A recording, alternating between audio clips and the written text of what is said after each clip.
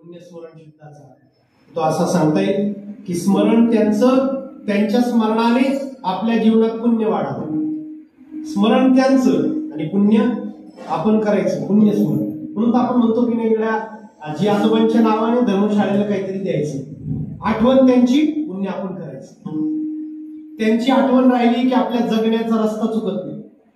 त्यांची आठवण राहिली की आपण आपल्या जगण्याचा ट्रॅक, रस्ता, वाट सोडत नाही, चुकीच्या मार्गाला जात नाही. त्यांची आठवण करावी, त्यांची आठवण करावी, स्मरण त्यांचं.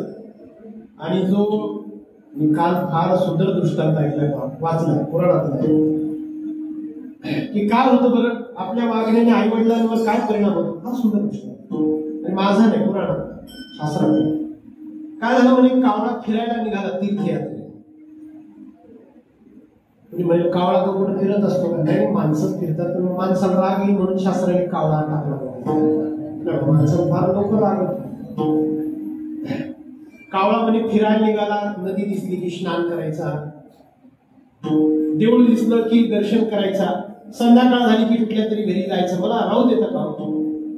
दुसरा तिसरा दिवस संध्याकाळ झाली, कावळ्याने एका घराची कडी वाजवली. घर होतं राजहंसाचं. राजहंसाने स्वागत केलं, अतिथी देव भव या, काय पाहिजे? काय नाही, रात्रभर थांबू देता का?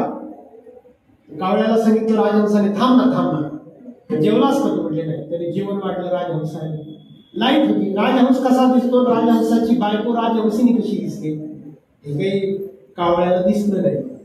लाईट नव्हती, डोळे शेडी होते, दिसलं नाही. सकाळ झाली, सूर्य उगवला, निरोप द्यायला लागला राजहंस कावळ्याला. ती राजहंसिनी पांढरी शुभ्र मोत्याचा चारा खाणारी. कावळ्याची बुद्धी बदलली. कावळ्याने तिचा हात धरला, सांगितलं होतं चल माझ्यासोबत. तिने सांगितलं डोकं फिरलं तुझा स्वतःचा रंग पा, माझा रंग पा, तू काय खातो पा. साधू का सडलिया विवेक कावळिया नाही जैसा, वार्ता का वाढलिया. साधू का सडलिया वार्ता का वाढलिया. विवेक कावळिया नाही जैसा, कावळा कावळ्या ढोकर कंकर इत्या. कोणाचं काय खाणं महाराज सांगतात.